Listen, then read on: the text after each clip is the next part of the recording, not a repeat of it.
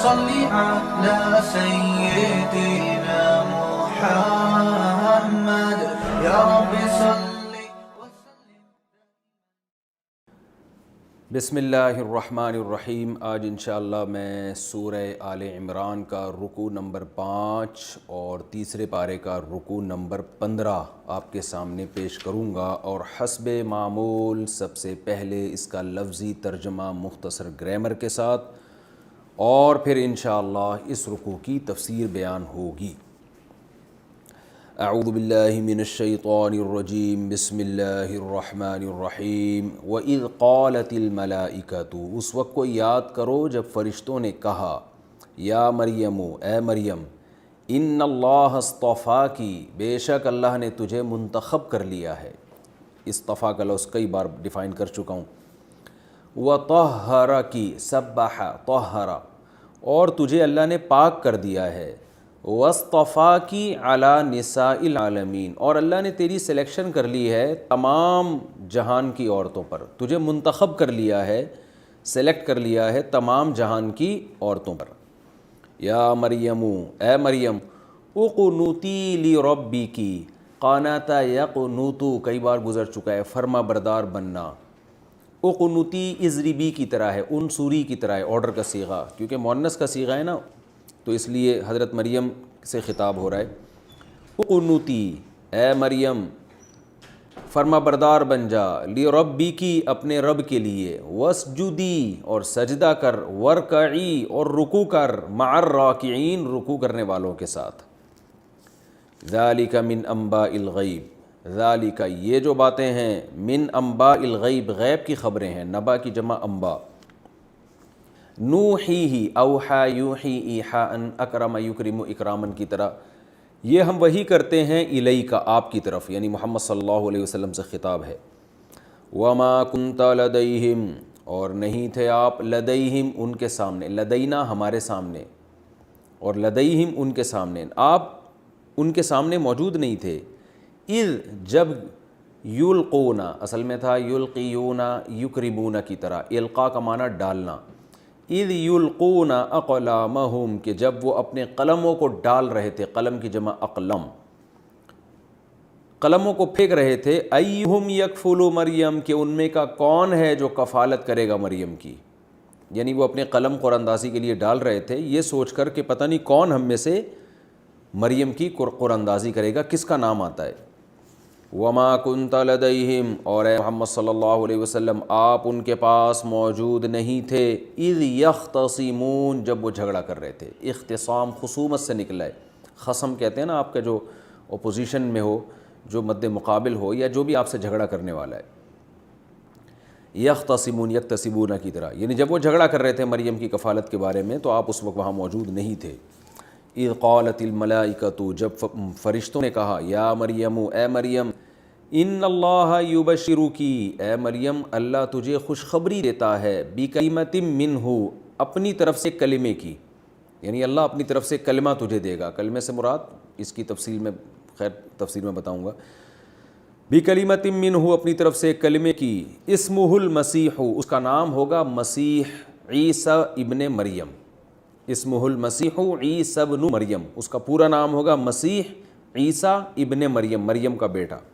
وجیہن فی الدنیا، دنیا میں وجاہت والا ہوگا، عزت والا. وجیہ کہتے ہیں،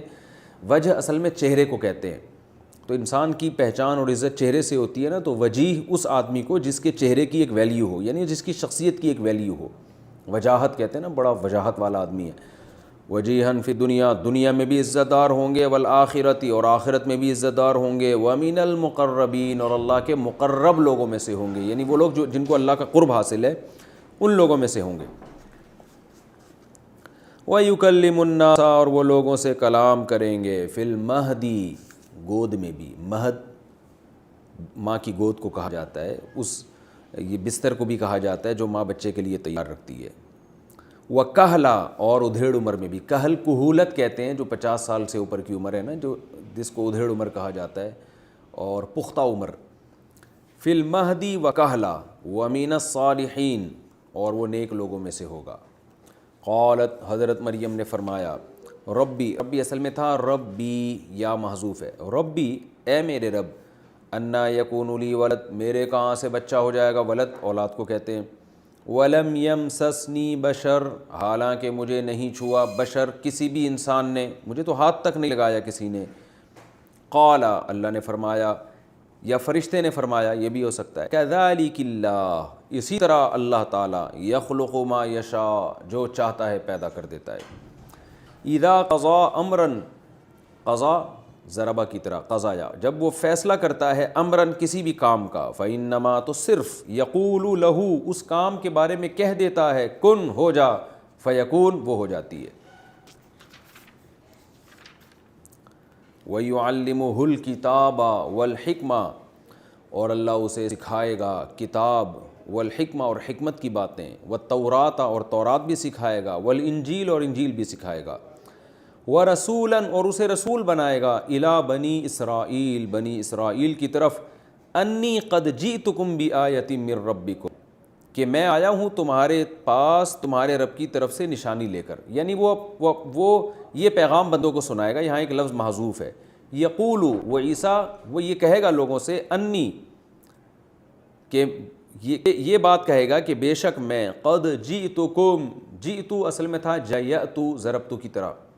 کئی بار یہ لفظ آ چکا ہے، جئتکم، میں تمہارے پاس آ چکا ہوں، یہ چکا ہوں کا معنی قد کر رہا ہوں میں تمہارے پاس آ چکا ہوں، بآیۃ من ربکم، تمہارے رب کی طرف سے ایک بڑی نشانی لے کر، انی، وہ نشانی کیا ہے کہ بے شک میں، اخلق لکم، پیدا کرتا ہوں تمہارے لیے، من الطین، مٹی سے، طین مٹی کا جو گارا ہوتا ہے نا اس کو، کہیئت الطیر، پرندے کی ہیئت کی طرح، پرندے کی ہیئت کی طرح میں مٹی سے ایک چیز تخلیق کرتا ہوں، یعنی پرندے کی شکل جیسا ایک پتلا بناتا ہوں میں، فَأَنفُخُ فِيهِ، نفخ، ينفخ کا معنی ہوتا ہے ينفخ ہے کہ پھونک مارنا، فَأَنفُخُ، نفخ ينفخ، فَأَنفُخُ فِيهِ، میں اس میں پھونک ماروں گا، فَيَكُونُ، وہ ہو جائے گا، وہ جو پرندہ مٹی کا بنا ہے نا وہ ہو جائے گا، طیراً، پرندہ بن جائے گا، بِإِذْنِ اللہ، اللہ کے حکم سے، وَأُبْرِئُ الْأَكْمَحَ، اور میں شفا دوں گا، ابرأ یبرئ، ابراءً کا معنی بری کر دینا، کسی مصیبت سے نکال دینا، ٹینشن سے نکال دینا، یعنی شفا دے دینے کا معنی بھی آتا ہے، کہتے ہیں نا بری ہو گیا ہوں بھائی، میں تو اس سے بری ذمہ ہوں، وَأُبْرِئُ الْأَكْمَحَ، اکرمو کی طرح ہے، ابرئ، اکمحہ، جو پیدائشی نابینا ہونا اس کو اکمح کہا جاتا ہے، ابرئ الاکمحہ، اور میں پیدائشی نابینا کو شفا دوں گا، والابرص، برس کے مریض کو بھی، برس کہتے ہیں وہ جو سفید داغ نہیں پوری باڈی پہ پڑ جاتے، پہلے یہ مرض لا علاج تھا، والابرص، اور برس کے مریض کو بھی شفا دوں گا، واحیی الموتیٰ، اور مردوں کو زندہ کر دوں گا، احیا یحیی احیاء، اصل میں تھا احیا یا یحیی احیاء، اکرم یکرم کی طرح، اور میں مردوں کو، میت کی جمع موتیٰ آتی ہے، اور میں مردوں کو زندہ کروں گا، بِإِذْنِ اللہ، اللہ کے حکم سے، وَأُنَبِّئُكُمْ، نبأ خبر، نبأ ينبئ، سبح یسبح کی طرح، وَأُنَبِّئُكُمْ، اور میں تمہیں خبر دوں گا، بِمَا، ان چیزوں کی، تَأْكُلُونَ، جو تم کھاتے ہو، وَمَا تَدَّخِرُونَ، اور جو تم ذخیرہ کر لیتے ہو، اصل میں تھا تَدَّخِرُونَ، تَكْتَسِبُونَ کی طرح، تو ذال کو حذف کر کے تخیرون کو نا تدخیرون پڑھا جاتا ہے، زخر سے نکلا ہے، ذخیرہ نہیں ہوتا ہے، ذال خار را، یہ ذخیرے میں لفظ آتا ہے نا، جو کچھ تم ذخیرہ کرتے ہو گھر میں اور جو کچھ کھاتے ہو میں تمہیں اطلاع دے دوں گا، فی بیوتکم، اپنے گھروں میں جو ذخیرہ کرتے ہو، بیت کی جمع بیوت، ان فی ذالک، بے شک اس بات میں، لآیۃ لکم، تمہارے لیے نشانی ہے، ان کنتم مومنین، اگر تم ایمان لانا چاہتے ہو، ومصدقاً، اور میں تصدیق کروں گا، لما بین یدی،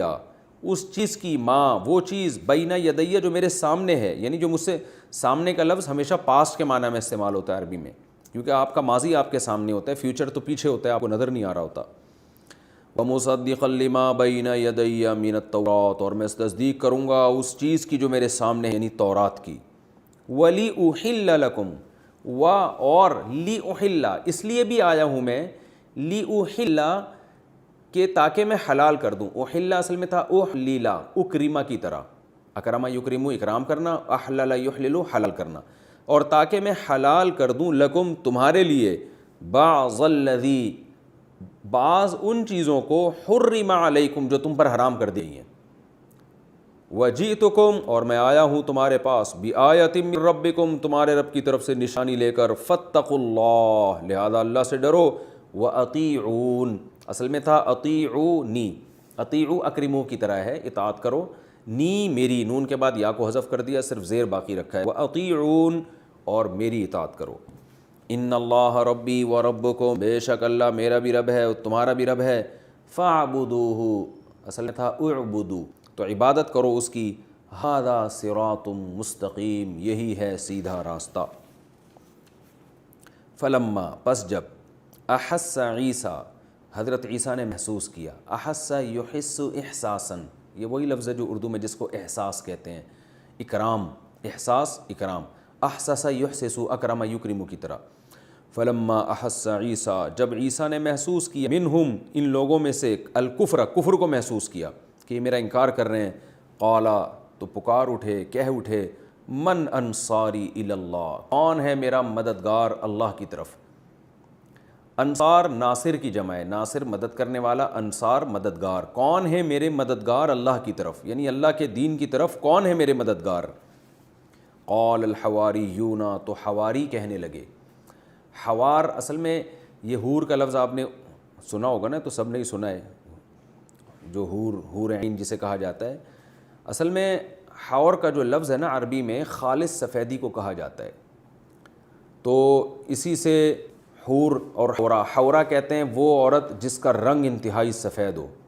اور حور اس کی جمع آتی ہے، تو حورا یہ ہا واو اور آ جس میں بھی ہوگا اس کا مطلب ہوگا بالکل وائٹ جس میں کوئی داغ نہ ہو، تو خالص چیز کو بھی کہا جاتا ہے، تو حواری خالص لوگ، یعنی جن کی صداقت میں منافقت کا داغ نہ ہو،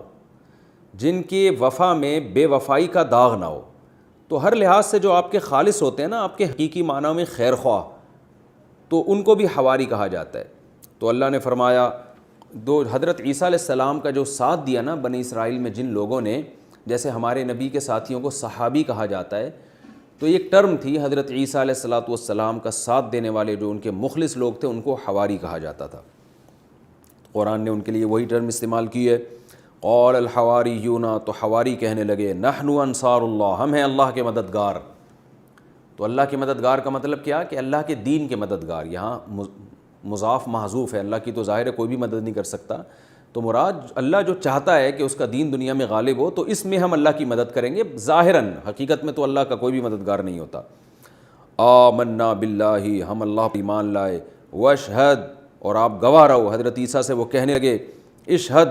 شہید یشہد شہادتاً گواہ بن جائیں، بِأَنَّا کہ بے شک، بِأَنَّا اصل میں تھا بِأَنَّا نا بے شک ہم مسلمون کہ ہم فرمانبردار ہیں، اور پھر دعا مانگنے لگے، ربنا اے ہمارے رب، آمنا ہم ایمان لے آئے، بما اس چیز پر انزلتا جو تو نے نازل کی ہے یعنی انجیل، واتبعنا الرسول اصل میں تھا اتبعنا اور ہم نے اتباع کی ہے رسول کی، فاکتبنا مع الشاہدین تو بھی ہمیں لکھ لے گواہوں میں، کہ ہم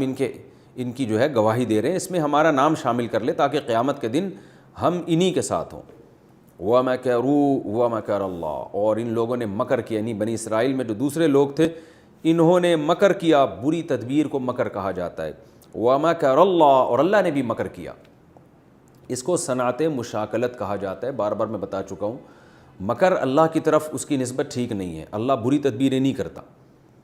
لیکن جب کسی کے جواب میں یہ لفظ استعمال کیا جائے تو یہ بلاغت کا قاعدہ ہے کہ ایک کسی کے لیے جو لفظ استعمال کیا تو وہی لفظ دوسرے کے لیے بھی استعمال کیا، تو اس میں یہ ہوتا ہے کہ پہلے کے لیے جس معنی میں ہے دوسرے کے لیے پھر اس معنی میں نہیں ہوتا بلکہ اس کے جواب کے معنی میں ہوتا ہے، جیسے وَمَكَرُوا انہوں نے بری تدبیر کی، وَمَكَرَ اللَّهُ اور اللہ نے ان کی بری تدبیر کا جواب دیا۔ اس کی مثال ایسے جیسے قرآن کہتا ہے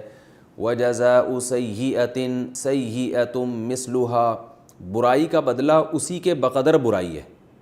یعنی کوئی آپ سے اگر برائی کرتا ہے تو آپ بھی اسی کے بقدر برائی کر سکتے ہو، حالانکہ جب آپ اس کے بقدر کرو گے تو وہ برائی تھوڑی ہوگی، وہ تو اس کی برائی کا بدلہ ہوگا جو ایک جائز کام ہوگا، لیکن چونکہ پہلے نے برائی کی ہے اور آپ اس کا بدلہ دے رہے ہیں تو اس کے لیے ورڈ وہی استعمال کرنا یہ لغت میں جائز ہے، لیکن ویسے اگر آپ استعمال کریں ایک بالکل الگ سے کہ بھائی تم بھی لوگوں کے ساتھ برائی کر سکتے ہو، تو یہ جائز نہیں ہے استعمال، برائی تو جائز نہیں ہے. تو جس نے آپ کے ساتھ برا کیا آپ اس کے ساتھ اتنا ہی برا کر سکتے ہیں. اس موقع پہ یہ لفظ استعمال کرنا جائز ہے ایسے سینٹنس میں. حالانکہ وہ جو آپ جب برا کریں گے وہ برا تھوڑی ہوگا، برا تو وہ ہے جس نے پہل کی ہے نا، آپ تو جواب دے رہے ہیں اس کو. تو یہ ایک ٹرم ہوتی ہے جو لغت میں ایک جملے میں اس طرح کے الفاظ استعمال ہوتے ہیں. جب علیحدہ سے استعمال ہوں تو ان کا مطلب کچھ اور ہوتا ہے، جب جواب میں استعمال ہو تو ان کا مفہوم کچھ اور ہوتا ہے. تو یہاں مطلب کیا ہے، وَمَا كَرُوا، انہوں نے بھی بری تدبیریں کی، وَمَكَرَ اللَّهُ، اور اللہ نے بھی ان کے مکر کا جواب دیا. یا ہم یوں کہیں گے اللہ نے بھی خفیہ تدبیریں کی، کیونکہ بری تدبیریں اکثر خفیہ طریقے سے ہوتی ہیں. تو اللہ نے بھی ان کے ساتھ خفیہ تدبیریں کی، یعنی ان کو ایسا لگا کہ ہمیں کچھ بھی نہیں ہوگا، حالانکہ اللہ نے ان کو مغلوب کر دیا، ان کو سزا دی، ان کی تدبیروں کو کالعدم کر دیا. واللہ خیر الماکرین، اور اللہ خفیہ تدبیریں کرنے والوں میں سب سے بہتر ہے. نہیں اللہ سے کون مقابلہ کر سکتا ہے. تو یہ تو اس رکوع کا لفظی ترجمہ اور مختصر گرامر ہو گئی. اب ہم اس کی تفسیر کی طرف چلتے ہیں. وَإِذْ قَالَتِ الْمَلَائِكَةُ يَا مَرْيَمُ، آپ کو پتہ ہے اس سے پہلے رکوع میں حضرت زکریا علیہ السلام کا تذکرہ ہوا کہ ان کو بڑھاپے میں اللہ نے اولاد دے دی. حضرت مریم کے وہ بے موسم پھل دیکھتے تھے اور اللہ نے پھر انہوں نے اللہ سے اولاد کا مطالبہ کیا، کیونکہ آل عمران کے احوال چل رہے ہیں. پھر اللہ نے زکریا علیہ السلام سے فرمایا کہ جب آپ کی زوجہ کو حمل ہو تو آپ نے اللہ کا ذکر کثرت سے کرنا ہے. اب حضرت مریم جو حضرت زکریا علیہ السلام کی کفالت میں بڑی ہوئی ہیں ان کے احوال ذکر کیے جا رہے ہیں. اور کیوں؟ اس لیے کہ اس سورت کا شان نزول ہی اصل میں عیسائیوں سے خطاب ہے. نبی صلی اللہ علیہ وسلم کے اہل نجران سے مکالمہ چل رہا ہے، اور اہل نجران سے خط و کتابت بھی ہوئی آپ صلی اللہ علیہ وسلم کی. تو اس سلسلے میں قرآن مجید کی آیات نازل ہوئیں اور اس میں حضرت مریم کی حیثیت کو بیان کیا جا رہا ہے، حضرت عیسیٰ کی حیثیت کو بیان کیا جا رہا ہے، ان کی عظمت کو بیان کیا جا رہا ہے. تو اللہ فرماتے ہیں وہ وقت بھی یاد کرنے کے قابل ہے جب فرشتوں نے کہا، حضرت مریم عبادت کر رہی تھیں، فرشتوں نے حضرت مریم کو کہا ان اللہ اصطفیٰ کی، اے مریم اللہ نے تجھے منتخب کر لیا ہے، وطہرک، اور تجھے پاک کر دیا ہے. پاک کا مطلب روحانی بیماریوں سے پاک کر دیا. حسد، بغض، جو آج انسانوں میں بیماریاں ہوتی ہیں نا، دنیا کی محبت، دنیا کی لالچ، ان تمام بیماریوں سے اللہ نے تجھے پاک کر دیا ہے. واصطفیٰ کی علی نساء العالمین، اور یہ جو پہلے کہا کہ اللہ نے تجھے منتخب کر دیا، اس میں یہ وہم ہو سکتا تھا کہ بھائی بہت سے لوگ سلیکٹڈ ہوتے ہیں، تو اگلے استفاء میں بتا دیا کہ معمولی سلیکشن نہیں ہے، تمام جہان کی تمام عورتوں پر اللہ نے تجھے منتخب کیا ہے. یعنی اس پہلے والے استفاء کو ڈیفائن کر دیا ہے اگلے استفاء نے. اور یہ بھی بلاغت کا ایک طریقہ ہے کہ پہلے آپ مبہم بات کریں پھر اگلے جملے میں اس کی تفصیل کریں، تو اس سے بات اور زیادہ بلیغ ہو جاتی ہے. تو اے مریم اللہ نے تجھے تمام جہان کی عورتوں پر منتخب کر لیا ہے. یا مریم اقنتی لربی کی، اے مریم تو اپنے رب کے لیے فرما بردار بنی رہے. یعنی اللہ نے جب تجھے یہ مقام دیا ہے تو تو نے بھی رب کی نافرمانی نہیں کرنی. وسجدی، اور سجدہ کرنا ہے، ورکعی، اور رکوع بھی کرنا ہے، مع الراکعین، جیسے دوسرے لوگ رکوع کرتے ہیں. سجدہ کرنا، یہ تو رکوع اور سجدہ ظاہر ہے نماز میں ہوتا ہے، تو مراد اس سے یہ ہے کہ تو نے نماز قائم کرنی ہے. اللہ کو عبادت میں سب سے زیادہ محبوب عبادت نماز لگتی ہے. اور قنت یقنت کا معنی اطاعت کرنا بھی ہوتا ہے لیکن قیام کرنا بھی ہوتا ہے. یعنی فرما بردار بن کے نماز کا جو قیام ہے نا وہ بھی قنوت ہی کہلاتا ہے. جیسے قرآن میں آتا ہے نا قوموا للہ قانتین، اللہ کے سامنے کھڑے ہو جاؤ فرما بردار بن کر. تو اس کا یہ بھی مطلب ہو سکتا ہے اے مریم تو نے قیام بھی کرنا ہے، تو نے سجدہ بھی کرنا ہے، اور رکوع کرنے والوں کے ساتھ رکوع بھی کرنا ہے. یہاں ایک سوال پیدا ہوتا ہے کہ رکوع کرنے والوں کے ساتھ رکوع کرنے کا کیا مطلب ہے؟ سجدہ کرنے والوں کے ساتھ سجدہ کرنے کا تو اللہ نے ذکر نہیں کیا. اقنتی لربی کی مع القانتین بھی نہیں کہا کہ تو نے قنوت کرنا ہے قنوت کرنے والوں کے ساتھ، تو نے سجدہ کرنا ہے سجدے کرنے والوں کے ساتھ. رکوع میں یہ فرمایا کہ رکوع کرنے والوں کے ساتھ. تو یاد رکھیں یہاں ساتھ کا مطلب جماعت سے نماز پڑھنا نہیں ہے، کیونکہ عورت کے لیے اصل حکم یہی ہے کہ وہ جماعت سے نماز نہ پڑھے، گھر میں نماز پڑھے. یہاں مطلب یہ ہے کہ جیسے دوسرے لوگ نماز میں رکوع کرتے ہیں تو آپ نے بھی ان کے ساتھ یعنی ان کی طرح نماز میں رکوع کرنا ہے، ان کی فہرست میں شامل ہونا ہے. تو ان کے ساتھ کا مطلب ان کی فہرست میں شامل ہونا. وجہ اس کی یہ ہے کہ مفسرین میں ایک بہت بڑی جماعت کی رائے یہ ہے کہ یہود کو جو اللہ نے نماز دی تھی انہوں نے آہستہ آہستہ جلد بازی میں نماز میں رکوع ہی غائب کر دیا. آج بھی میرا خیال ہے یہودی نماز پڑھتے ہیں شاید اس میں رکوع نہیں ہے. میں نے جو نیٹ پہ ان کی نمازیں دیکھی اس میں رکوع نظر نہیں آیا ہمیں، وہ ڈائریکٹ سجدہ کرتے ہیں. اس کی مثال ایسے ہے جیسے ہمارے ہاں بعض لوگ اسپیڈ میں جب نماز پڑھتے ہیں تو رکوع کے بعد قوما کا حکم ہے نا کہ کھڑے ہو جائیں، لیکن میں نے خود بہت سے ایسے لوگوں کو دیکھا ہے کہ ادھر ابھی کھڑے ہوئے ہی نہیں کہ ایک دم سجدے میں چلے گئے، ان کو لگتا ہے کہ بہت ٹائم لگ جائے گا اگر ہم رکوع سے کھڑے ہو گئے۔ تو یہودیوں نے بھی دنیا کی محبت میں اپنی نماز کو اتنا مختصر کیا تھا کہ رکوع میں جانے کے بجائے وہ رکوع کو اسکپ کر کے ڈائریکٹ آہستہ آہستہ پہلے رکوع مختصر ہوا پھر شارٹ ہی ہو گیا۔ تو نماز پراپر اصل میں ان کو بھی یہی بتائی گئی تھی جس میں رکوع بھی ہے۔ تو اللہ نے حضرت مریم سے فرمایا کہ تم نے ایسے نماز نہیں پڑھنی کہ اس میں رکوع غائب ہو جائے، بلکہ جو نیک لوگ پرہیزگار لوگ ابھی بنی اسرائیل میں باقی بچے ہیں وہ رکوع کرتے ہیں، تو تم نے بھی ان کی فہرست میں شامل ہو کر تم نے بھی رکوع کرنا ہے، یعنی نماز پراپر رکوع والی ہونی چاہیے، جلد بازی والی نماز نہیں ہونی چاہیے۔ تو یہ مطلب ہے، اس سے عورت کی جماعت کی نماز کی اہمیت ثابت نہیں ہوتی، کیونکہ اگر یہ ہوتا تو پھر اللہ سردے کا بھی حکم دیتا کہ سردہ بھی کرو سردہ کرنے والوں کے ساتھ، قنوت بھی کرو قنوت کرنے والوں کے ساتھ۔ خالص رکوع کا ذکر اس لیے کیا کہ رکوع بنی اسرائیل میں جو ہے وہ ان کی نمازوں میں غائب ہو چکا تھا۔ تو اللہ تعالیٰ نے یہاں حضرت مریم کو حکم دیا کہ تو نے عبادت پہ قائم رہنا ہے۔ یہ جو اللہ نے حضرت مریم کو فرشتوں کے ذریعے حکم دیا، یہ الہام ہے جو اہل اللہ کو ہوتا ہے، اور یہ قرآن سے ثابت ہے، کیونکہ حضرت مریم نبی نہیں تھی۔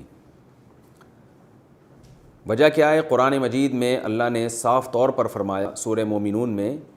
کہ وما ارسلنا قبلک الا رجالا نوحی الیہم، ہم نے جتنے بھی پیغمبر بھیجے ہیں سب مرد بھیجے ہیں، یعنی کسی عورت کو اللہ نے نبی نہیں بنایا۔ تو حضرت مریم علیہ السلام نبی نہیں ہے کیونکہ عورت ہیں، لیکن فرشتے ان کو وحی بھی کر رہے ہیں، ہم کلام بھی ہو رہے ہیں۔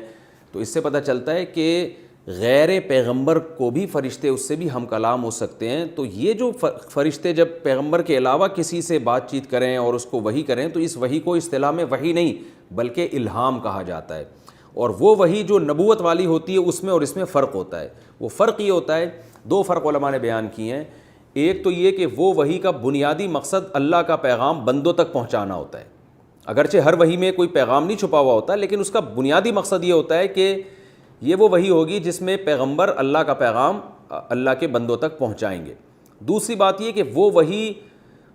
بہت زیادہ قطعی ہوتی ہے، اس کا انکار کفر ہے، جبکہ الہام والی جو وحی ہے اس میں اس بات کا امکان ہوتا ہے کہ جس کو وحی ہو رہی ہے وہ اس کا اپنا دماغی تخیل نہ ہو، ایسا نہ ہو شیطان دل میں وسوسے ڈال رہا ہو اور آپ اس کو فرشتے کا الہام سمجھے، اس میں اس بات کا امکان ہوتا ہے۔ لیکن قرآن نے چونکہ بتا دیا کہ حضرت مریم پہ جو وحی ہوئی تھی وہ صحیح تھی، تو اب ہمارے لیے اس پر ایمان لانا فرض ہو گیا ہے کہ چونکہ اللہ نے جب ہمیں بتا دیا تو اس کا مطلب یہ واقعی الہام قطعی تھا، یقینی تھا، یہ وہ الہام نہیں تھا جس کے بارے میں دو رائے ہو سکتی ہیں کہ صحیح بھی ہو سکتا ہے اور غلط بھی ہو سکتا ہے۔ لیکن تمام امت کا اہل سنت والجماعت کا اس پر اجماع ہے کہ پیغمبر کے علاوہ بھی الہام ہو سکتا ہے، لیکن اس الہام میں قطعیت نہیں ہوتی، اس بات کا امکان ہوتا ہے کہ شیطانی تصرف ہو۔ یہی وجہ ہے کہ وہ شرعی حکام میں حجت نہیں ہوتا۔ جیسے اگر آج کسی کو الہام ہو جائے کہ بھئی تم نے فجر کی نماز نہیں پڑھنی، معاف ہے، تو یہ کالعدم ہے، یہ الہام، اس کی کوئی حیثیت نہیں ہے۔ حتیٰ کہ اس الہام سے کوئی کسی چیز کا مستحب ہونا بھی ثابت نہیں ہوتا، کیونکہ کسی چیز کے مستحب ہونے کے لیے، حلال یا حرام ہونے کے لیے شرعی دلیل کی ضرورت ہے، اور شرعی دلیل وہ قرآن و سنت ہے۔ تو اس لیے ہاں جو شریعت کے علاوہ چیزیں ہیں ان میں الہام جو ہے وہ ولی کی کرامت ہو سکتی ہے، اسے کوئی چیز اللہ خبر دے سکتے ہیں مستقبل کی، اور کچھ بھی ہو سکتا ہے۔ لیکن آج کل جو اس الہام کے نام پہ سینٹر کھلے ہوئے ہیں یہ سب فضول چیزیں ہیں، کیونکہ ولی کے لیے متبع سنت ہونا ضروری ہے، اور کبھی کبھار الہام ہو جاتا ہے، یہ نہیں ہوتا کہ پورے سینٹر ہی چلنا شروع ہو جائے الہاموں سے۔ ذالک من انباء الغیب، اللہ تعالیٰ اس کلام کے دوران نبی صلی اللہ علیہ وسلم کی نبوت کو بھی بیان کرتے ہیں کہ یہ تو اہل کتاب کی باتیں ہیں، لیکن آپ ان کو کتنے بہترین انداز سے بیان کر رہے ہیں۔ یہ جو اہل نجران کے قاصد آپ کے پاس آئے ہوئے ہیں، ان کو اسی سے دیکھ کے یقین کر لینا چاہیے کہ آپ اللہ کے سچے پیغمبر ہیں، کیونکہ ان کی باتیں ہیں جو انجیل میں لکھی ہوئی ہیں، اور یہ یہود و نصارہ کو یہ باتیں پتہ ہیں اور ان کی تاریخی کتابوں میں ہیں، لیکن آپ اتنے اہتمام سے، اتنے بہترین انداز سے ان کو بیان کر رہے ہیں، جبکہ آپ نہ لکھنا جانتے ہیں نہ پڑھنا جانتے ہیں، اور یہود و نصارہ کے ساتھ آپ کا میل جول بھی نہیں رہا۔ آپ تو مکہ میں رہے ہیں، اور مکہ میں تو مشرکین مکہ کے ساتھ آپ کا میل جول رہا ہے، جن کو اہل کتاب کی باتیں بھی نہیں پتہ تھیں۔ تو یہ خود اس کی علامت ہے کہ آپ اللہ کے سچے نبی ہیں، اس لیے فرمایا ذالک من انباء الغیب، یہ غیب کی خبریں ہیں، نوحیہ الیک، اے بھی ہم آپ کی طرف ان کو وحی کر رہے ہیں، وما کنت لدیہم، آپ اس وقت موجود نہیں تھے اذ یلقون اقلامہم، جب یہ لوگ اپنے قلموں کو پانی میں پھینک رہے تھے، ایہم یکفل مریم، کہ کون مریم کی کفالت کرے گا۔ اس وقت آپ وہاں تھوڑی موجود تھے، لیکن آپ وہ واقعہ ایسے بیان کر رہے ہیں جیسے آپ کے سامنے ہو۔ وما کنت لدیہم اذ یختصمون، اور آپ اس وقت بھی موجود نہیں تھے جب وہ جھگڑا کر رہے تھے کہ کون مریم کی کفالت کرے گا، اور اس وقت بھی موجود نہیں تھے اذ قالت الملائکۃ، جب فرشتوں نے مریم سے کہا۔ تو اللہ نے بتا دیا کہ یہ سب باتیں آپ غیب کی خبریں ہیں، خود یہ باتوں کا اتنے خوبصورت انداز سے بیان کر دینا اتنی بلاغت کے ساتھ، یہ خود آپ کے سچے نبی ہونے کی دلیل ہے، اگر یہ اہل کتاب سمجھنا چاہیں تو۔ اذ قالت الملائکۃ یا مریم، وہ وقت بھی یاد کرنے کے قابل ہے جب فرشتوں نے کہا اے مریم، ان اللہ یبشرکی، بے شک اللہ تجھے خوشخبری دیتا ہے، بکلمۃ منہ، اپنی طرف سے ایک کلمے کی۔ حضرت عیسیٰ کو کلمہ کیوں کہا ہے، اس کی تفصیل میں پچھلے ایپیسوڈ میں بیان کر چکا ہوں، کیونکہ اللہ کی کلمہ کن کی طاقت سے آپ کو پیدا کیا گیا، تو اس لیے مجازاً ان کو کلمہ کہا گیا۔ یہ مطلب نہیں کہ وہ اللہ کا کلام ہے یا اللہ کے معاذ اللہ جسم سے نکلی ہوئی کوئی چیز ہے یا اللہ کی ذات سے نکلی ہوئی، یہ تو کفر ہے۔ تو حضرت مریم اللہ کی عبادت کرتی تھیں، تو ایک دن فرشتہ آیا، سورہ مریم میں اس کو بہت تفصیل سے بیان کیا ہے، وہیں ہم انشاءاللہ اس کی تفصیل بیان کریں گے، یہاں جتنی ہیں، کیونکہ ابھی میں نے بار بار آپ کو بتایا کہ ہم نے قرآن کے متن کو فوکس کرنا مقصد ہے کہ جب آپ قرآن تراویح میں سنیں تو آپ کو سمجھ میں آئے، یہ آیتیں سمجھ میں آئیں آپ کو۔ فرمایا اس وقت کو یاد کرو جب فرشتوں نے حضرت مریم سے کہا تو جبریل علیہ السلام نے اکیلے، لیکن جبریل علیہ السلام کو فرشتوں سے تعبیر کیا گیا ہے، کیونکہ اس میں جنس کے طور پر سارے فرشتوں نے نہیں، فرشتوں کی ایک جنس تھی جبریل، تو وہ بھی گویا فرشتوں کے نمائندے تھے، اللہ کے نمائندے اور فرشتوں کے نمائندے، تو اس لیے ان کو فرشتوں سے تعبیر کیا گیا، ورنہ حقیقت میں وہ ایک تھے۔ اور اس بات کا بھی امکان ہے کہ جبریل علیہ السلام کے ساتھ اور بھی فرشتے ہوں، لیکن سورہ مریم سے پتہ چلتا ہے کہ جبریل علیہ السلام انسانی شکل میں آئے تھے حضرت مریم کے پاس، اور مرد کی شکل میں آ کے انہوں نے ان کو خوشخبری سنائی، جس سے وہ ڈر بھی گئیں کہ یہ کوئی برائی کی نیت سے تو نہیں آیا، تو انہوں نے فرمایا کہ میں اللہ کا فرشتہ ہوں، میں انسان نہیں ہوں۔ کہا کہ اے مریم ان اللہ یبشرک بکلمۃ منہ، اللہ تمہیں خوشخبری سناتے ہیں کلمے کی جو اس کی طرف سے ہوگا، اسمہ المسیح، جیسے اللہ نے حضرت یحییٰ کا نام پہلے ہی رکھ دیا پیدائش سے پہلے، تو حضرت عیسیٰ کا نام بھی پہلے رکھ دیا، المسیح، ان کا نام ہوگا مسیح، یہ لقب ہے حضرت مسیح، نام تو عیسیٰ ہے، لقب مسیح۔ مسیح کیوں کہا جاتا ہے، اس کے بہت سارے علماء نے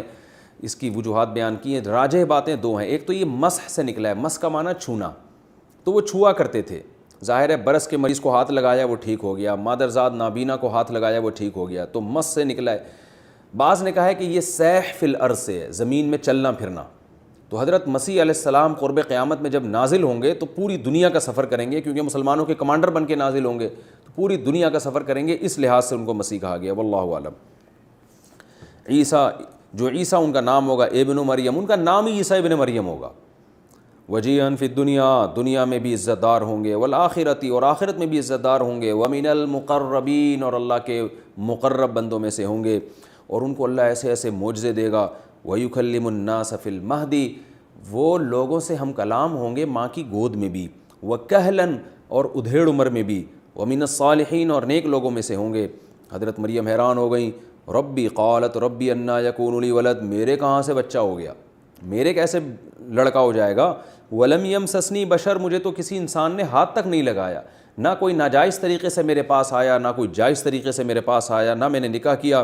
تو فرشتے نے کہا کذالک اللہ یخلق ما یشاء، اسی طرح اللہ جو چاہتا ہے پیدا کر دیتا ہے، اذا قضا امرا، جب وہ کسی کام کا فیصلہ کر دے، فانما یقول له کن، تو وہ صرف اتنی بات کہتا ہے کہ ہو جا، فیکون، وہ بات ہو جاتی ہے۔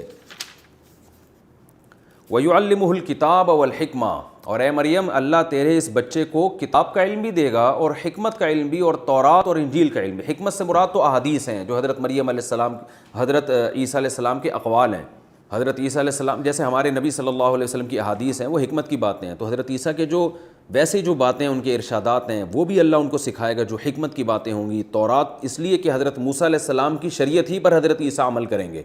حضرت عیسیٰ کوئی نئی شریعت لے کر نہیں آئے، اس میں تھوڑی سی چینجنگ کی ہے،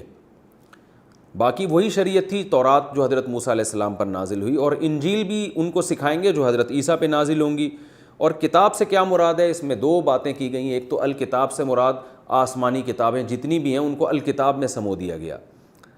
وہ تمام آسمانی کتابیں جو پہلے گزری ہیں، لیکن راجح قول یہ اس میں یہ ہے کہ اس سے مراد قرآن مجید ہے، وجہ اس کی یہ کہ پچھلی کتابوں کو میں جو اللہ نے سکھایا وہ تو تورات ہے نا، تو تورات میں تو زبور کا علم، تورات میں تو یہ جو ہے وہ ساری چیزیں آ گئیں، اور جو اصل شریعت تھی وہ آ گئی۔ اب الکتاب سے کیا مراد ہے؟ تو الف لام جو ہے نا مخصوص کتاب کی طرف اشارہ کرتا ہے،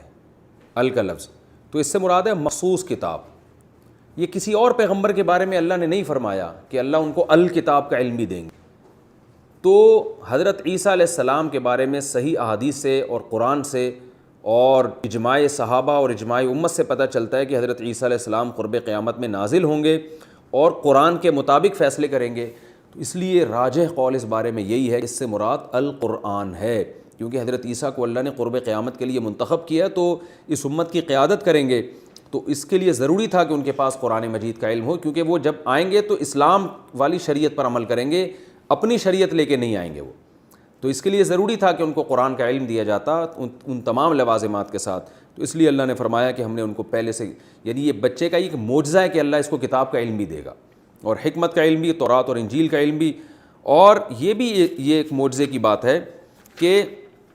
یہ جو اللہ نے فرمایا کہ وَيُعَلِّمُ النَّاسَ کیا ہے وَيُكَلِّمُ النَّاسَ فِي الْمَهْدِ وَكَهْلًا، کہ یہ بچہ ماں کی گود میں بھی لوگوں سے ہم کلام ہوگا اور ادھیڑ عمر میں بھی۔ حضرت عیسیٰ علیہ السلام جوانی میں ہی آسمانوں پہ چلے گئے تھے، تو یہ جو ادھیڑ عمر کلام ہے نا، یہ نارملی کوئی معجزہ نہیں ہے۔ دیکھیں اللہ تعالیٰ تو یہاں حضرت عیسیٰ علیہ السلام کے معجزے ذکر کر رہے ہیں نا، حضرت مریم کو بتایا جا رہا ہے کہ تیرا یہ بچہ ماں کی گود میں بھی کلام کرے گا، اور جب بڑا ہو جائے گا ادھیڑ عمر میں پہنچ جائے گا اس وقت بھی کلام کرے گا۔ تو بھائی بچہ جب ماں کی گود میں ہو پھر کلام کرنا تو عجیب بات ہے، جب ادھیڑ عمر میں پہنچ جائے پھر کلام کرنا کون سی عجیب بات ہے، یہ تو سارے ہی کرتے ہیں۔ تو آج قرآن کی صداقت پتہ چلتا ہے کہ یعنی اس میں اشارہ دے دیا کہ عام طور پر کوئی شخص ادھیڑ عمر میں کلام کرے تو معجزہ نہیں ہے، لیکن عیسیٰ کا اس عمر میں کلام کرنا اس لیے معجزہ ہے کہ عیسیٰ کو اس عمر سے پہلے ہی اٹھا لیا جائے گا آسمانوں پہ، اور یہ قرب قیامت میں نازل ہو کر جب اس عمر میں کلام کرے گا تو یہ معجزہ ہوگا کہ ہزاروں سال کے بعد اللہ نے ان کو دنیا میں بھیجا اور وہ اس عمر میں پہنچنے کے بعد لوگوں سے کلام کریں۔ تو یہ بھی حضرت عیسیٰ علیہ السلام کی زندگی اور حیات کی طرف اشارہ ہے۔ قرآن میں حضرت عیسیٰ کی حیات پر صراحتاً بھی ہے، وہ دوسری جگہ پر اللہ نے فرمایا وما قتلوہ، عیسائیوں نے حضرت عیسیٰ کو نہ قتل کیا، یعنی عیسائیوں نے نہیں یہودیوں نے، وما صلبوہ، اور نہ ان کو سولی پر لٹکایا، بل رفعہ اللہ الیہ، بلکہ اللہ نے ان کو اپنی طرف اٹھا لیا۔ اور حدیث میں بھی آتا ہے کہ حضرت عیسیٰ علیہ السلام زندہ ہیں، قرب قیامت میں نازل ہوں گے۔ تو قرآن اور حدیث میں یہ مسئلہ دوسرے مقام پہ بہت صراحت سے بیان کر دیا، لیکن یہاں بھی اشارے ہیں کہ اے مریم تیرا یہ بچہ بچپن میں بھی ماں کی گود میں ہم کلام ہوگا، اور ادھیڑ عمر میں پہنچنے کے بعد بھی ہم کلام ہوگا۔ تو اس وقت تو حضرت مریم کو بھی اندازہ نہیں ہوا گو کہ اللہ نے اس میں کیا خوشخبری سنائی اور کیا معجزے کا تذکرہ کیا ہے، لیکن جب حضرت عیسیٰ آسمانوں پہ زندہ اٹھے ہیں تو پھر دنیا کو پتہ چلا کہ اس آیت کا مطلب کیا ہے، اور حضرت عیسیٰ کا ادھیڑ عمر میں پہنچ کے لوگوں سے ہم کلام ہونا یہ واقعی ان کا ایک معجزہ ہوگا۔ تو یہاں بھی ایسا ہی ہے وَيُعَلِّمُهُ الْكِتَابَ وَالْحِكْمَةَ، اے مریم اللہ تیرے بچے کو کتاب کا علم بھی دے گا، یعنی قرآن کا جو صحیح جو راجح تفسیر ہے اس کے مطابق، وَالْحِكْمَةَ وَالتَّوْرَاةَ وَالْإِنْجِيلَ، اور تورات کا علم بھی دے گا اور انجیل کا علم بھی دے گا، وَرَسُولًا إِلَىٰ بَنِي إِسْرَائِيلَ، اور اسے بنی اسرائیل کا رسول بنا کے بھیجے گا۔ وہ رسول کیا کہے گا لوگوں سے، انی قد جئتکم بآیۃ من ربکم، لوگو میں معجزوں کے ساتھ آیا ہوں، نشانیوں کے ساتھ آیا ہوں، اور ایسی ایسی نشانیاں میں لے کر آیا ہوں کہ تم حیران ہو جاؤ گے۔ بعض علماء کی رائے یہ ہے کہ جتنے معجزے حضرت عیسیٰ علیہ السلام کو دیے گئے اتنے کسی کو نہیں دیے گئے۔ اللہ نے ہر پیغمبر کو جزوی فضیلت دی ہے نا، جیسے حضرت موسیٰ کو کوہ طور پہ بلا کے ہم کلام ہوئے، حضرت آدم علیہ السلام کو تمام انسانوں کا باپ بنایا، حضرت نوح علیہ السلام کو عمر بہت لمبی دی، یوسف علیہ السلام کو حسن بہت دیا، ہمارے نبی کو تو ساری دنیا کے سارے انسانوں کی طرف پیغمبر بنا کے بھیجا۔ تو ہر نبی کو اللہ نے ایک الگ سے وصف دیا ہے۔ تو حضرت عیسیٰ علیہ السلام کا جو وصف تھا وہ معجزوں کی کثرت اور معجزوں کی نوعیت بھی بہت ہی عجیب، یعنی وہ کام جو بالکل ناممکن سمجھے جاتے ہیں۔ لاٹھی کو سانپ بنانا حضرت موسیٰ علیہ السلام بناتے تھے، لیکن اس کو ناممکن نہیں سمجھا جاتا، جادوگر یہ کام کر رہے ہوتے ہیں، حقیقت میں نہیں کرتے، نظر کا دھوکہ دیتے، لیکن بظاہر ایسا لگتا ہے۔ لیکن عیسیٰ ابن مریم کو وہ معجزے دیے گئے جو جادوگر بھی نہیں کر سکتے، یعنی دھوکہ دینے کے لیے بھی وہ جادو نہیں کیا جا سکتا، نظروں کو دھوکہ دینے کے لیے ایسے معجزے دیے گئے۔ وہ کیا معجزے تھے؟ حضرت مریم کو بتایا جا رہا ہے کہ یہ عیسیٰ جب نبی بنیں گے تو یہ لوگوں سے، یعنی یہ پیدا ہوں گے اور جوان ہوں گے تو لوگوں سے یہ کلام کریں گے اور یوں کہیں گے انی اخلق لکم، کہ لوگوں میں تمہارے لیے بناؤں گا من الطین، مٹی کے گارے سے، کہیئۃ الطیر، ایک پرندہ کی شکل بناؤں گا، فانفخ فیہ، اور اس میں پھونک ماروں گا، فیکون طیرا باذن اللہ، اللہ کے حکم سے وہ حقیقت میں پرندہ بن کے اڑنے لگے گا۔ یہ تو ممکن ہی نہیں ہے۔ وَأُبْرِئُ الْأَكْمَحَ وَالْأَبْرَصَ، پیدائشی نابینا جس کو میڈیکل سائنس فیل ہو چکی ہے، آج بھی میڈیکل سائنس یہ کہتی ہے پیدائشی نابینا کی بینائی واپس نہیں لوٹائی جا سکتی، تو میں پیدائشی نابینا کو شفا دوں گا، کوڑ کے برس کے مریض کو شفا دوں گا، اور مردوں کو زندہ کروں گا، اور یہ تمام کام بِإِذْنِ اللہ، اللہ کے حکم سے ہوں گے۔ کیا مطلب؟ یہ میں نہیں کر رہا، یہ میرے ہاتھ پہ اللہ کر رہا ہوگا۔ یعنی یہ اس لیے بتا دیا تاکہ لوگ مجھے خدا نہ سمجھنا شروع کر دیں، میرے پاس اختیارات نہیں ہیں، یہ سارے کام اللہ کے حکم سے ہو رہے ہوں گے۔ وَأُنَبِّئُكُم بِمَا تَأْكُلُونَ، اور تم گھر میں کھانا کھا کے آؤ گے، میں تمہیں بتا دوں گا تم نے کیا کھانا ہے، یہ غیب کی خبر دوں گا۔ وَمَا تَدَّخِرُونَ، اور گھر میں تم جو چھوڑ کر آؤ گے نا، ذخیرہ کرو گے، وہ بھی میں تمہیں بتا دوں گا۔ إِنَّ فِي ذَلِكَ لَآيَةً لَكُمْ إِن كُنتُم مُؤْمِنِينَ، اس میں تمہارے لیے نشانی ہے اگر تم ایمان لانا چاہتے ہو، یہ اس کی علامت ہے کہ واقعی میں اللہ کا سچا پیغمبر ہوں۔ وَمُصَدِّقًا لِمَا بَيْنَ يَدَيَّ مِنَ التَّوْرَاةِ، اور میں تمہارے پاس جو تورات ہے اس کی تصدیق کروں گا، کیونکہ اگر میں اس کا انکار کروں تو ایک نئی آزمائش ہے نا، ایک بات بھی غلط ہے، اور ایک نئی آزمائش کہ وہ والے نبی صحیح تھے یا یہ والے، تو ہر بعد والا نبی پہلے والے پیغمبر کی تصدیق کرتا ہے تاکہ لوگ آزمائش میں نہ آئیں۔ تو اس لیے مصدقا لما بین یدی من التوراۃ، جو تورات تمہارے پاس ہے نا، میں اس کو سچا قرار دوں گا، اسی پر تمہیں چلاؤں گا۔ وَلِأُحِلَّ لَكُمْ بَعْضَ الَّذِي حُرِّمَ عَلَيْكُمْ، اور ایک انعام میرے ذریعے سے اللہ تم پر یہ بھی کرے گا کہ کچھ چیزیں جو تم پر حرام ہو گئی تھیں میں ان کو حلال کر دوں گا۔ بنی اسرائیل کی بدعمالیوں کی وجہ سے کچھ چیزیں بنی اسرائیل پر اللہ نے حرام کر دی تھیں، جیسے ہفتے کے دن شکار ان پر حرام ہو گیا تھا، اور اونٹ کی اور گائے کی چربی وغیرہ ان پر حرام ہو گئی تھی ان کے گناہوں کی وجہ سے، تو یہ میں تم پر حلال کر دوں گا۔ وَجِئْتُكُم بِآيَةٍ مِّن رَبِّكُمْ، اور میں تمہارے پاس اپنے رب کی نشانیاں لے کر آیا ہوں۔ فَاتَّقُوا اللَّهَ، لہذا اب اللہ سے ڈرو، وَأَطِيعُونِ، اور میری اطاعت کرو۔ ابھی بھی میری اطاعت نہیں کی تو اس کا مطلب میری نافرمانی نہیں بلکہ یہ اللہ کی نافرمانی ہوگی۔ یہاں جو اللہ نے فرمایا نا کہ میں حلال کر دوں گا، تو یاد رکھیں حلال و حرام کرنا یہ اللہ کا کام ہے، یہ پیغمبر کو اختیار نہیں ہے۔ قرآن مجید میں دوسری جگہ پر اللہ نے صاف فرمایا لِمَ تُحَرِّمُ مَا أَحَلَّ اللَّهُ لَكَ، اے نبی آپ کیسے حرام کر دیں گے اس چیز کو جو اللہ نے حلال کی ہے۔ تو نبی صلی اللہ علیہ وسلم کو جب یہ اختیار نہیں تھا تو حضرت عیسیٰ کو کہاں سے؟ تو اس کو نسبت مجازی کہا جاتا ہے۔ حضرت عیسیٰ نے کہا میں حلال کروں گا، مطلب یہ کہ حلال تو اللہ کرے گا، میں اس حلت کو بیان کر دوں گا، تو بظاہر ایسا لگے گا جیسے میں حلال کرنا ہوں، اس کو مجازی نسبت کہتے ہیں، حقیقت نہیں ہے۔ اسی طرح یہاں جو یہ آ رہا ہے ابری الاکمہ، میں کوڑ کے مریض کو، میں نابینا کو آنکھیں دے دوں گا، تو میں نہیں دوں گا، دے گا اللہ، تو میری طرف نسبت اس لیے کہ ذریعہ میں بن رہا ہوں۔ تو حقیقت میں معجزہ ہو یا کرامت ہو، اس کی تمام تصرفات اللہ کے ہاتھ میں ہوتے ہیں، اس میں پیغمبر کا دخل بالکل بھی نہیں ہوتا، یہ خوب سمجھ لیں۔ اگر کوئی یہ سمجھتا ہے کہ پیغمبر اپنے اختیار سے چاند کے 2 ٹکڑے کر رہے ہیں، یا پیغمبر اپنے اختیار سے مردے کو زندہ کر رہے ہیں، اللہ نے ان کو مردے کو زندہ کرنے کا گویا اختیار دے دیا ہے، تو یہ شرک ہے، کفر ہے، یہ بالکل حرام ہے۔ قرآن میں جگہ جگہ اس شرک کی اور کفر کی نفی ہے۔ تو ہمارے نبی نے جو چاند کے 2 ٹکڑے کیے تو صرف اشارہ کیا ہے، ٹکڑے اللہ نے کیے ہیں۔ حضرت عیسیٰ جو مردے کو کہتے تھے اللہ کے حکم سے کھڑا ہو جا، تو صرف کہتے تھے، زندگی اس میں اللہ ڈالتا تھا۔ حضرت عیسیٰ جو مٹی کا پتلا بنا کے اس میں پھونک مارتے تھے تو اس میں حیات اللہ ڈالتا تھا، حضرت عیسیٰ نہیں ڈالتے تھے۔ تو یہ اس نسبت کو مجازی نسبت۔ اسی طرح حضرت عیسیٰ نے کچھ چیزوں حرام جو تھی حلال کر دیا، تو حضرت عیسیٰ نے نہیں کیا، اللہ نے حلال کیا جس کو حضرت عیسیٰ نے بیان کیا ہے، تو مجازاً ان کی طرف نسبت کر دی گئی ہے۔ مجازی نسبت ایسے ہوتی ہے جیسے ہم کہتے ہیں یار میں 3 پلیٹیں کھا گیا بریانی کی، تو پلیٹیں تھوڑی کھائی ہوتی ہیں آپ نے تو بریانی کھائی ہوتی ہے جو پلیٹوں کے اندر ہوتی ہے، لیکن وہ بریانی کو حذف کر دیا۔ گاڑی پنچر ہو گئی ہے، حالانکہ گاڑی نہیں، گاڑی کا ٹائر پنچر ہوا ہوتا ہے۔ تو یہ لغت میں ایسے مجاز جو ہے نا یہ جائز ہوتا ہے، اس طرح سے مجازن کسی چیز کی طرف نسبت کر دینا۔ تو آگے فرمایا ان اللہ ربی وربکم فاعبدوہ، اللہ میرا بھی اور تمہارا رب ہے، اس کی عبادت کرو۔ ھذا صراط مستقیم، یہی ہے سیدھا راستہ۔ یہ رکوع ابھی ہمارا کمپلیٹ نہیں ہوا، اور اس کی 2 آیتیں باقی ہیں، ان کی تفسیر انشاءاللہ اگلے ایپیسوڈ میں ہوگی، اور پھر اس رکوع میں جو ہمیں علمی نکات ملتے ہیں وہ بیان ہوں گے، اور پھر انشاءاللہ ہم اگلے رکوع کی طرف جائیں گے۔